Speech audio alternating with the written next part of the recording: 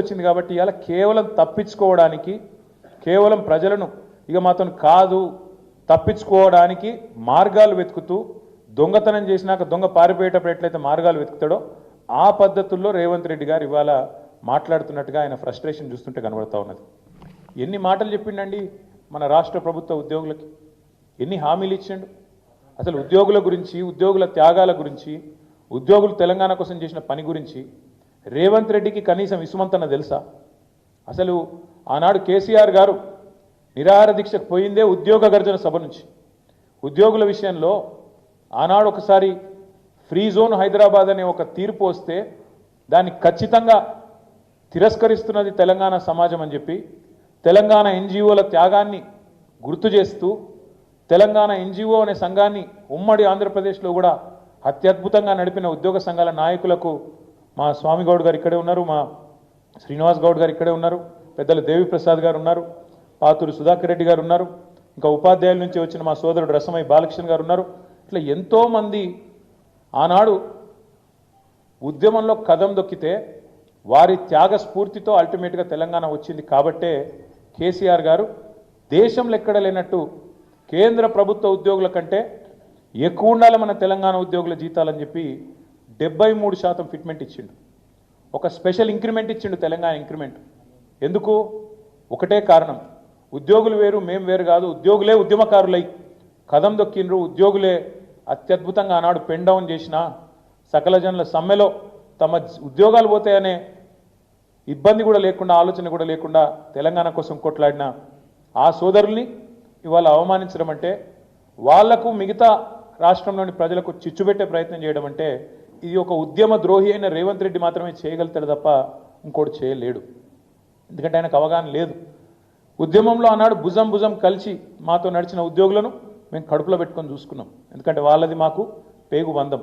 అందుకే ఒక ఉద్యోగ సంఘాల నాయకుడు మంత్రి అయిండు, మరొక నాయకుడు కౌన్సిల్ చైర్మన్ అయిండు, ఇంకొక నాయకుడు బ్రహ్మాండంగా ఆనాడు కార్పొరేషన్ చైర్మన్ అయిండు, ఇంకొక నాయకుడు ఎమ్మెల్సీ అయిండు, ఇంకొక నాయకుడు ఎమ్మెల్యే అయిండు, చాలామంది ఇంకా చాలామంది పెద్ద పెద్ద హోదాల్లో ఆనాడు ప్రభుత్వంలో ఉన్నప్పుడు వారిని గౌరవించుకున్నది కేసీఆర్ ప్రభుత్వం. ఇవాళ ఉద్యోగులు అడుగుతున్నది ఏంది? మీరు చెప్పిందే కదా, మీరే చెప్పింది. పేజ్ నెంబర్ 28 మేనిఫెస్టో, టీఎస్ఆర్టీసీ సిబ్బంది సంక్షేమం, ఆర్టీసీ కార్మికులను ప్రభుత్వంలో విలీన ప్రక్రియ పూర్తి చేసి 2 పీఆర్సీ బకాయిలు వెంటనే చెల్లిస్తాం, వచ్చే పీఆర్సీలో ఆర్టీసీ కార్మికులను చేరుస్తాం, రాష్ట్ర ప్రభుత్వ ఉద్యోగులతో సమానంగా అన్ని వసతులు సదుపాయాలు కల్పిస్తాం, ఆర్టీసీ బస్సులకి ఏందో చెప్పిందిగా. ఇగో ఇది ఆర్టీసీ కార్మికుల గురించి మీరు చెప్పిన మాట. ఇక ప్రభుత్వ ఉద్యోగుల గురించి మీరు చెప్పిన మాటలేంది? సంక్షేమం గురించి మీరే చెప్పిండ్రు.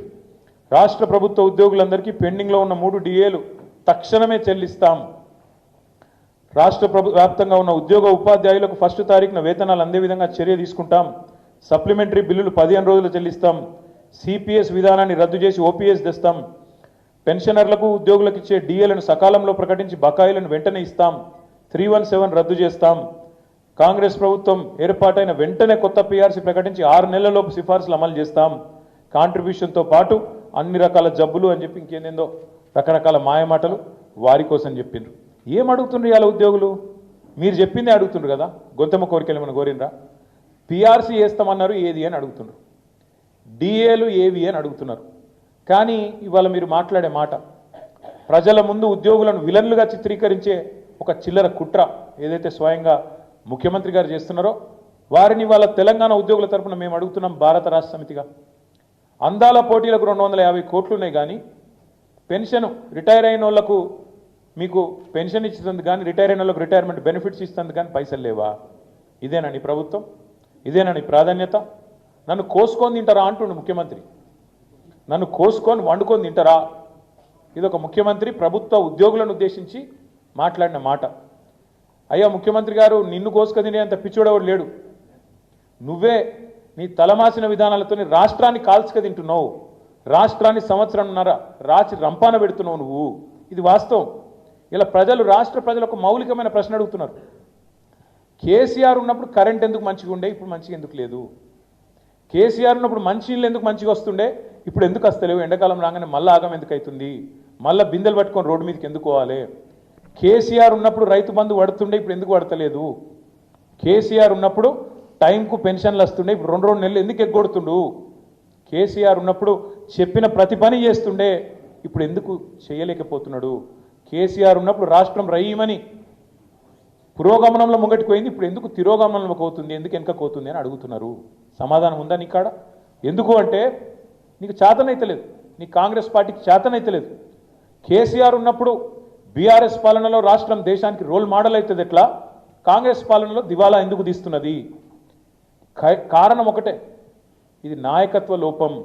మీ కాంగ్రెస్ పార్టీ పెట్టిన శాపం తెలంగాణకు. మార్పు పేరుతో మీరు చేసిన దుర్మార్గం ఇది. అందుకే మేమనేది